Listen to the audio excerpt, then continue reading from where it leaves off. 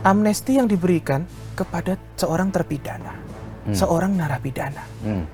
Seseorang disebut sebagai narapidana ketika sudah menjalankan pemidanaan. Nah, kalau Sylvester ini belum menjalankan proses pemidanaannya, kemudian mengajukan amnesti dan kemudian diberikan, ini makin carut marut penegakan hukum kita ini. Makin kacau balau ya. Kami akan bersurat kepada Bapak Jaksa Agung Republik Indonesia. Kami minta agar Kejaksaan Negeri Jakarta Selatan dicopot kajarinya dan diganti. Itu yang pertama. Karena buat apa? Gitu. Kami juga nggak mau. Ini kan bentuk kasih sayang masyarakat kepada Kejaksaan Agung.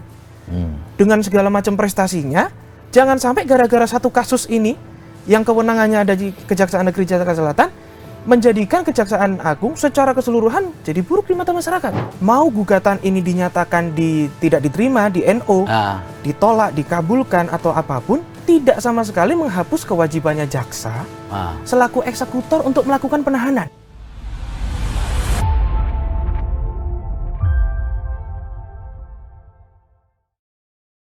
Assalamualaikum warahmatullahi wabarakatuh. Salam damai sejahtera buat kita semua.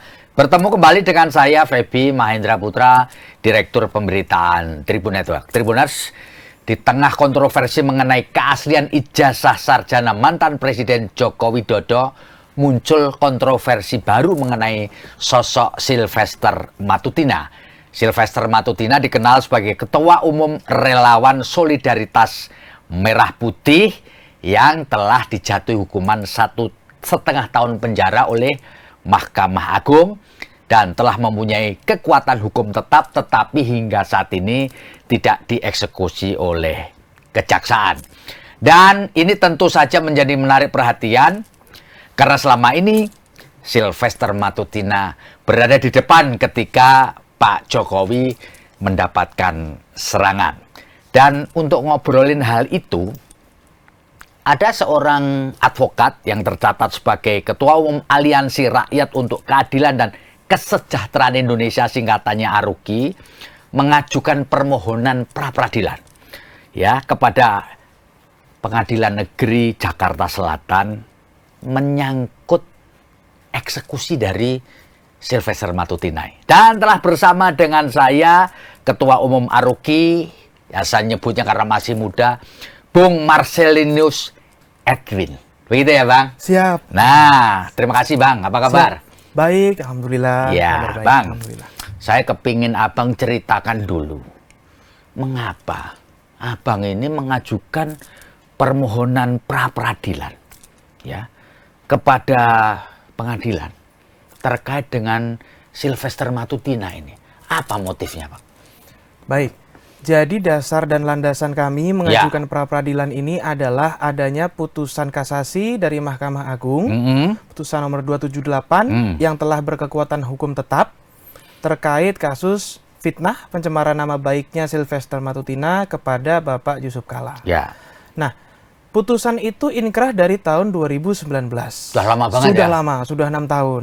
Sedangkan sampai di tahun 2025 ini belum juga dilaksanakan eksekusi terhadap putusan tersebut. Ada beberapa faktor yang mengakibatkan kami mengajukan gugatan. Yang pertama, menurut kami ini terjadi pengkhianatan terhadap sistem proses peradilan pidana yang telah disediakan oleh negara kita. Kita tahu bahwa dalam perkara pidana itu dari mulai penyelidikannya, sampai kemudian dengan pemeriksaan perkaranya di pengadilan, sampai dengan putusan itu berkekuatan hukum tetap, tentunya harus diakhiri dengan sebuah ending dan goals eksekusi terhadap putusan tersebut. Nah, kami menilai ini ada apa? Tentunya eksekutornya yaitu Kejaksaan Negeri Jakarta Selatan. Kenapa dalam waktu 6 tahun putusan ini belum juga dilaksanakan eksekusi? Effort yang telah dikeluarkan dalam sistem peradilan pidana ini kan harus ada outputnya, harus ada pelaksanaannya. Nah, jadi itu alasan pertama karena menurut kami terjadi pengkhianatan ini terhadap sistem proses peradilan pidana. Nah, sedangkan kita sama-sama tahu bahwa pasal 1 ayat 3 Undang-Undang Dasar kan negara ini, Indonesia negara hukum. Nah, itu yang mengakibatkan kami mengajukan gugatan. Nah, yang kedua selanjutnya masih seputar Kejaksaan Negeri. Berdasarkan statement dari Kejaksaan Agung, Kapus Penkum Pak Anang, beliau menyatakan Sylvester ini harus dieksekusi. dipanggil tidak datang ya tetap harus dieksekusi. Nah, kami menilai ini ada pembangkangan perintah. Perintah dari Kejaksaan Agung melalui Kapus Penkumnya itu kan sudah jelas. Ya. Ini harus dieksekusi. Nggak boleh ini dibiarkan. Ya. Nah, tapi Kejaksaan Negeri sampai dengan adanya statement itu masih tidak bergerak juga. Jadi pertanyaannya, Kejaksaan Negeri ini kalau tidak tunduk taat patuh terhadap perintah Kejaksaan Agung selaku pimpinannya, taat terhadap siapa? Patuh terhadap siapa? Makanya kami selaku masyarakat dalam tanda kutip ini bentuk kekecewaan kami terhadap proses penegakan hukum yang menurut kami tidak menunjukkan equality before the law. Oke Bang, Gitu. mengapa yang dipilih pra-peradilan? Bukankah begini, setahu saya nih, Baik. pra-peradilan itu akan mempersoalkan mengenai penyantuman kasus tersangka, penghentian penuntutan, Betul. penghentian penyidikan, penyitaan, ya, penggeledahan. Betul. Nah ini kan proses itu kan semua sudah kelar Bang, Ya. ya, terbukti dengan adanya putusan Mahkamah Agung yang sudah inkrah. Ya. Kenapa lewat forum atau lembaga yang namanya pra-peradilan Bang? Baik. Yang pertama saya jawab dari alasan non hukumnya. Ya. Semua masyarakat itu bebas mengekspresikan kekecewaannya terhadap jalannya proses penegakan hukum. Ada yang turun ke jalan dengan berdemonstrasi, ada yang ya macam-macam lah cara masyarakat. Nah, kami memilih pra-peradilan ini karena begini. Ketika kami mengajukan gugatan, kami bisa head to head secara langsung dengan Kejaksaan Negeri Jakarta Selatan selaku eksekutor. Nah, di proses pengadilan tersebut, pra-peradilan tersebut, karena ada jawab jinawab, maka kejaksaan berkewajiban menjawab gugatan kami. Sehingga di situ nanti kita bisa ketahui apa sih alasannya Kejaksaan Negeri Jakarta Selatan sampai sekarang kok belum eksekusi. Silakan alasan hukumnya apa, atau mungkin jika ada alasan non hukum yang mau dijelaskan silahkan. Nah, menurut hemat kami kan begini. Kalau kami berdiri di depan kantor Kejaksaan Negeri Jakarta Selatan dari pagi sampai sore, nggak akan ada jawaban ya? Belum tentu ya? Belum tentu ada jawaban dan belum tentu itu valid. Tapi karena ini proses persidangan, mereka harus menyanggah kami supaya tidak kalah. Mereka harus menjawab, menghadirkan bukti-bukti. Oh, gitu ya. Nah, itu yang pertama. Nah, yang kedua, terkait dengan penghentian penuntutan, kami memaknai entitas dari jaksa ini dalam dua hal. Yang pertama selaku penuntut umum, yang kedua selaku eksekutor terhadap putusan pidana. Bagi kami selaku masyarakat, sepanjang jaksa itu belum menyelesaikan tugasnya sampai dengan melaksanakan eksekusi dalam bentuk melakukan penahanan, maka menurut kami tugas kejaksaan belum selesai dan menurut kami itu tetap bagian dari penghentian penuntutan. Oh, jadi karena tidak eksekusi, Anda tafsirkan bahwa Kejaksaan Negeri Jakarta Selatan melakukan tindakan penghentian penuntutan. Betul. Karena tugasnya belum kelar. Betul. Kira-kira gitu ya. Betul. Nah, Bang, dari segi legal formal, ya, peluang Anda menang ini kan kecil nih. Ya, belum tentulah ya. Ya kan? Ya, semua bisa terjadi. Semua bisa terjadi. Tapi kalau melihat tataran hukum formal, kan peluangnya ini kecil lah ya. Manakala ini Anda sempat memperhitungkan, wah ini peluang menangnya kecil ini. Apa sempat terbetik pikiran seperti itu, Bang? Kalau kami begini, saat kami mengajukan gugatan, kami punya satu prinsip. Mau gugatan ini dinyatakan tidak diterima di NO, ditolak, dikabulkan, atau apapun, tidak sama sekali menghapus kewajibannya jaksa selaku eksekutor untuk melakukan penahanan. Justru, jika pra-peradilan kami ini dikabulkan, ini akan jadi pressure karena kejaksaan jadi punya dua putusan yang harus ditaati. Satu, putusan yang sudah inkrah. 1,5 tahun penjara ya. Putusan dalam pokok perkara pidananya. Dan kalau pra-peradilan ini dikabulkan, maka ada satu lagi putusan sebagai suatu hukum yang memerintahkan jaksa segera melakukan penahanan. Ya. Ini kalau dalam posisi Kejaksaan Negeri menang dalam pra-peradilan. Atau ya katakanlah pra-peradilan kami ditolak atau dinyatakan tidak diterima. Tapi andaikan pun pra-peradilan kami kalah, ini kan tidak menghapus kewajiban mereka selaku eksekutor. Jadi kami dalam hal ini memposisikan, menang ya kami menang, kalah pun kami tetap menang. Karena, gitu ya prinsipnya. Betul. Oke, kalau kemudian orang mempertanyakan, apa sih legal standingnya Aliansi Rakyat untuk Keadilan dan Kesejahteraan Indonesia terkait dengan kasusnya Sylvester Matutina ini dan dalam permohonan pra-peradilan ini, legal standingnya bisa jelaskan, Bang? Baik. Terkait legal standing, ARUKI tentunya sebagai sebuah badan hukum perkumpulan, tentunya kami punya akta pendirian, kami telah tercatat dan disahkan oleh Ditjen AHU, Kementerian Hukum dan HAM, kami punya SK-nya, legalitas-legalitas itu seperti itu kami punya. Kemudian ada dua hal, yang pertama putusan MK nomor 98, putusan MK itu memperluas pihak-pihak mana saja yang bisa mengajukan permohonan pra-peradilan. Ya. Salah satunya termasuk LSM, organisasi kemasyarakatan, saksi korban, pelapor dapat mengajukan pra-peradilan. Ya, ya. Nah, kemudian kami kan pra-peradilan tidak hanya baru ini. Banyak pra-peradilan sebelumnya, terdapat banyak jurisprudensi putusan. Katakanlah begini, sebelumnya kami ARUKI mengajukan permohonan pra-peradilan tidak sahnya penghentian penyidikan judi online. Nah, ternyata melalui putusan-putusan hakim pra-peradilan, legal standing kami diakui. Dalam amarnya menyatakan pemohon memiliki kedudukan hukum sebagai pemohon untuk mengajukan pra-peradilan aku. Oh gitu ya, ya. Nah, jadi baik secara putusan MK tersebut atau jurisprudensi putusan-putusan pra-peradilan yang telah kami ajukan, itu memang legal standing kami sudah sah dan diakui secara hukum. Oke, Bang bisa dijelaskan hingga saat ini nih, hari ini nih, sekarang ini tanggal 15 Agustus 2025, tahapan permohonan pra-peradilan yang Anda ajukan pada tahap apa sekarang ini? Baik. Per hari ini, hari Jumat ini, 15 Agustus, kami sudah menerima relas panggilan sidang dari Pengadilan Negeri Jakarta Selatan. Ya. Jadi sidang perdana itu di tanggal 25 Agustus. 25 Agustus dan sesuai dengan ketentuan KUHAP, karena ini permohonan pra-peradilan harus dilakukan secara cepat kan, ada batas waktunya. Ya, sesuai pasal 82 KUHAP itu. Ya. Oke, Bang bisa dijelaskan begini. Orang wajar lah berpikir bahwa Sylvester Matutina itu sekarang lagi happening karena dia berada di posisinya Pak Jokowi. Melawan serangannya Pak Roy Suryo CS, Bu Dr. Tifa, ya kan, dan yang lain-lain. Nah, orang apalagi kemudian Pak Jokowi menyebutkan bahwa serangan kepada dirinya itu bermotif politik ya, dan seterusnya ada orang besar atau kelompok besar yang berada di dalamnya. Wajar dong kalau orang berpikir Anda termasuk orang yang dipakai orang besar untuk ada tendensi politik. Wajar, betul nggak? Ya kan? Betul. Bagaimana Anda menjawab ini? Ya, pertama begini ya. Apapun anggapan orang itu opini, kita hargai, kita hormati. Tapi saya harus disclaimer dulu di sini. Pertama, saya tidak kenal dan saya tidak pernah ketemu dengan yang namanya Sylvester Matutina. Belas tidak pernah ketemu? Sama sekali. Ini bisa di cross check lah. Dan nggak kenal juga? Nggak kenal. Kalau tahu tentu tahu, tapi kalau kenal kan definisinya lain. Yang kedua, apalagi dengan Pak JK. Saya bukan orangnya Pak JK, saya bukan keluarga, kuasa hukum atau apapun, tidak pernah ketemu, apalagi kenal.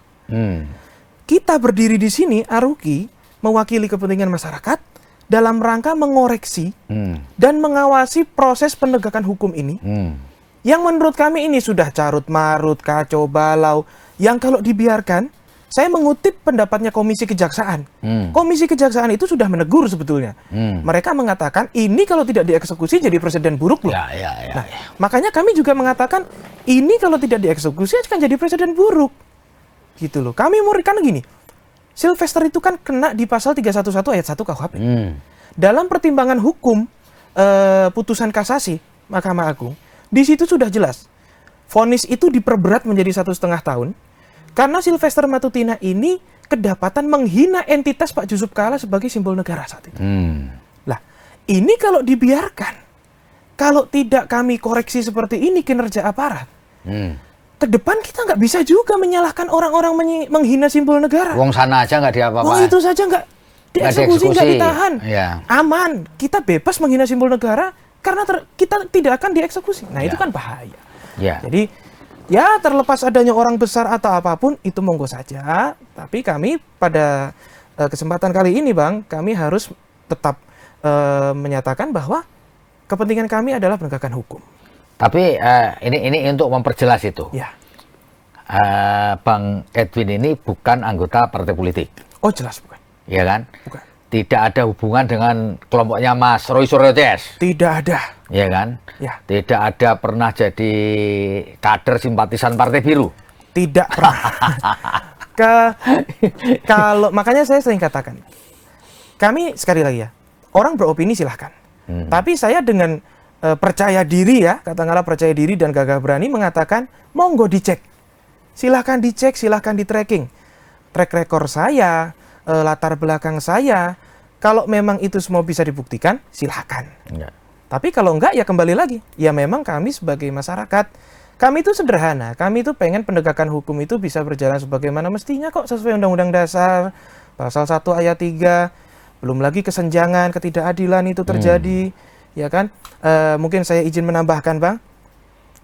Saya mengamati, contoh ada satu kasus seseorang yang namanya Kiai Kahfi. Seorang kakek berusia 73 tahun. Ya. Pasalnya pasal 385 ayat 1 KUHP, penyerobotan tanah yang masih nyerempet-rempet lah dengan perdata karena kepemilikan. Mengajukan permohonan penundaan eksekusi.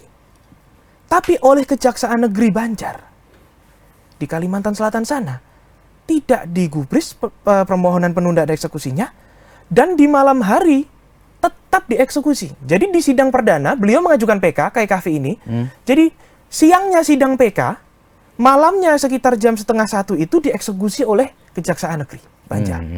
Nah, kami menilainya gini, Kejaksaan Negeri ini jangan hanya berani sama kakek-kakek tua umur 73 tahun lah. Makanya saya tantang Kejaksaan Negeri Jakarta Selatan, berani nggak melakukan hal yang sama seperti Kejaksaan Banjar? Kalau menurut Bang Edwin, ya, apakah gagalnya eksekusi ini, menurut pengetahuan Anda ya ini, ada kaitannya sama posisinya Bang Sylvester Matutina sebagai relawannya Pak Jokowi, ada nggak sih menurut Anda? Kalau saya begini, hukum dan politik apapun nggak bisa dipisahkan. Ya, kami bicara dalam pijakan argumentasi hukum. Tapi kami juga tentu tidak bisa menafikan, bisa jadi faktor-faktor itu menjadi penyebab dibalik semua ini. Tapi apapun itu, makanya kenapa kami menarik Kejaksaan Negeri sebagai pihak yang kami gugat. Kalau memang betul, jawab. Apa sih yang membelenggu kalian selama ini? Kalau rasanya alasan hukum, pasal 84, pasal 78 soal daluarsa itu, rasanya Kejaksaan Negeri pasti paham kok soal KUHP. Tapi kalau memang ada faktor lain, ya ayo. Jadi biar publik nih paham. Sehingga ketika masyarakat paham, oh kami paham loh posisinya kejaksaan itu dalam, katakanlah dalam pressure seperti ini, dalam tekanan seperti ini. Jadi Kejaksaan Negeri ini dalam tanda kutip juga dalam posisi kan yang nggak enak juga sebetulnya sekarang ini. Saya maknanya begini saja, mau eksekusi nggak berani, takut, tidak dieksekusi, dikejar-kejar sama masyarakat. Jadi kalau memang ada unsur politis yang membelenggu, ayo dong dijawab, kalau mau dan kalau berani, sehingga kita masyarakat kan juga jadi, oh ternyata ini toh alasannya yang selama ini dibicarakan tuh ini loh faktornya. Nah Bang, menurut pengetahuan Abang, apakah reasonable ya ketika sejumlah orang mengusulkan kepada Presiden Prabowo memberikan amnesti atau apapun lah kepada Sylvester Matutina? Abang sebagai seorang advokat yang belajar mengenai hal itu, bagaimana Bang? Hal itu yang pertama kan gini, ya memang itu adalah hak dan kewenangan Presiden ya, yang diatur menurut perundang-undangan kita. Tapi hemat saya secara pribadi, amnesti yang diberikan kepada seorang terpidana, seorang narapidana.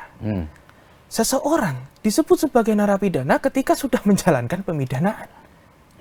Nah, kalau Sylvester ini belum menjalankan proses pemidanaannya, kemudian mengajukan amnesti dan kemudian diberikan, ini makin carut-marut penegakan hukum kita ini. Makin kacau balau ya? Iya, makanya dalam proses eksekusi itu kan bisa sukarela Bang Sylvester ini menyerahkan dirinya, atau ya dieksekusi dengan kewenangan eksekutor itu jaksa. Nah, silakan saja mengajukan amnesti. Ya paling tidak ya masuk dulu lah, masuk dulu. Urusan nanti mau mengajukan penangguhan apa itu lain soal. Jadi kan agak jadi agak tidak logis ketika amnesti itu diajukan, penangguhan itu tidak diajukan, tapi pemidanaannya belum dilaksanakan. Ampunan atas apa yang mau dijadikan dasar?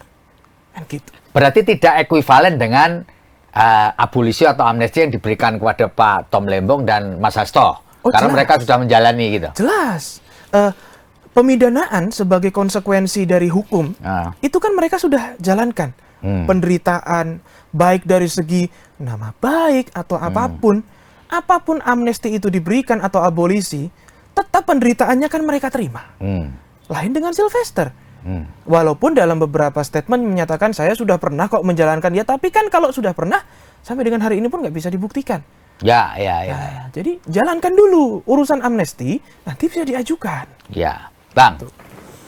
Kalau memang kemudian pra-peradilan Abang dikabulkan, apakah itu jadi jaminan Kejaksaan Negeri Jakarta Selatan mengeksekusi? Kan dia bisa saja tidak melaksanakan. Wong putusan Mahkamah Agung saja dia nggak laksanakan, apalagi cuman putusan pra-peradilan manakala ini dikabulkan oleh Pengadilan Negeri Jakarta Selatan yang derajatnya lebih rendah dari Mahkamah Agung. Kan itu kan logikanya. Bagaimana tuh? Menjamin apakah jaksa berani, ini sih harapan ya. Kalau jaminan tentu mungkin menurut saya juga tidak 100% menjamin mereka berani. Tapi kalau ini dibilang sebagai makin menunjukkan arogansi kekuasaan, arogansi aparat penegak hukum, oh jelas. Karena seperti yang saya bilang tadi, ada satu putusan pokok perkara pidana, oke ini diajukan. Kami tambahkan lagi dengan satu putusan. Nah, kalau sudah ada lebih dari satu putusan, satu putusan saja sebetulnya wajib ditaati, dihormati. Kalau sudah lebih dari satu, kemudian tidak juga dilaksanakan, terus dasar negara kita yang mengatur Indonesia ini negara hukum? Nah, menurut pengetahuan Anda, Bang, kalau seorang penuntut umum tidak melaksanakan putusan pra-peradilan, terus upaya hukumnya apa lagi? Ada nggak masih? Kami tentunya sudah punya langkah hukum.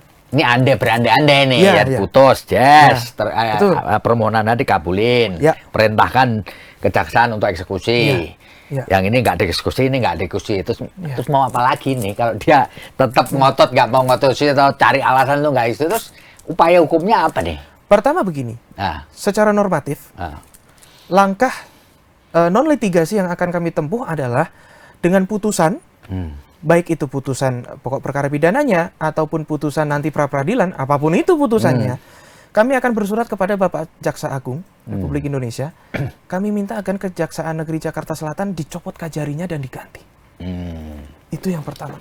Karena buat apa? Gitu loh. Kami juga nggak mau. Ini kan bentuk kasih sayang masyarakat kepada Kejaksaan Agung.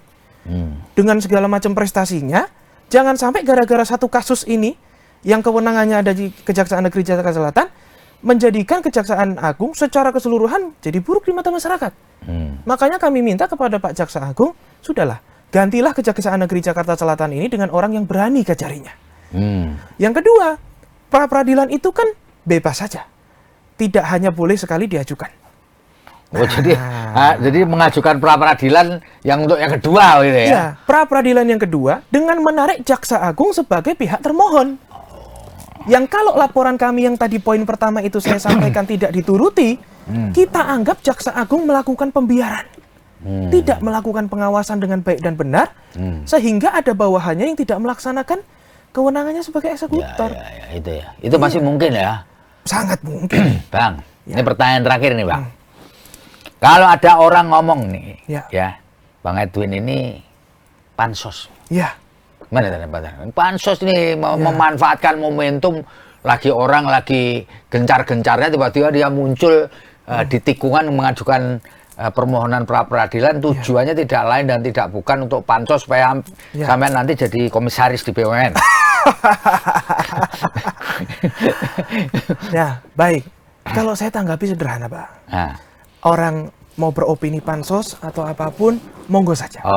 Sah saja, biarin aja. Sah saja. Sebagaimana saya beropini dan berpendapat bahwa langkah yang saya lakukan ini adalah langkah penegakan hukum, bentuk koreksi, bentuk pengawasan terhadap aparat. Kalau ada orang mengatakan pansos, monggo. Tapi pertanyaan saya sederhana. Kenapa tidak berbuat? Kenapa tidak bertindak? Kenapa harus saya yang mengajukan gugatan pra-peradilan? Daripada teriak pansos, lebih baik ajukan gugatan juga. Itu yang pertama. Yang kedua, simpelnya kan begini, Bang. Aruki tidak dibentuk 1-2 hari. Aruki ini tidak dibentuk 1 minggu sebelum rame-rame kasus Sylvester. Silahkan di tracking sepak terjang Aruki. Dalam kasus lingkungan hidup, dalam kasus judi online, dalam kasus korupsi kuota haji, kami ajukan pra-peradilan juga. itu kan kami juga berperan di situ, berkegiatan di situ. Tidak punya kepentingan apapun. Nah, dan saya punya satu tagline yang dari kemarin juga saya sampaikan ke teman-teman media. Gugatan pra-peradilan ini tidak mungkin ada kalau jaksa menjalankan tugasnya selaku eksekutor dengan baik dan benar. Gitu Ini, ya. Gugatan ini konsekuensi logis dari lambannya proses penegakan hukum yang ada di Indonesia. Oke Bang, luar biasa ya ngobrol kita kesempatan kali ini. Sekali lagi terima kasih Bang Ya. atas kehadiran Bang Marcelinus Edwin sebagai pemohon pra-peradilan di Pengadilan Negeri Jakarta Selatan terkait eksekusi hukuman 1,5 tahun terhadap Sylvester Matutina, Ketua Umum Relawan Solidaritas Merah Putih. Moga-moga obrolan ini berguna. Saya Feby Mahendra Putra, pamit undur diri. Assalamualaikum warahmatullahi wabarakatuh. Salam damai sejahtera buat kita semua. Dan jangan lupa, tetaplah bahagia. Download Tribun X sekarang. Menghadirkan lokal menjadi Indonesia.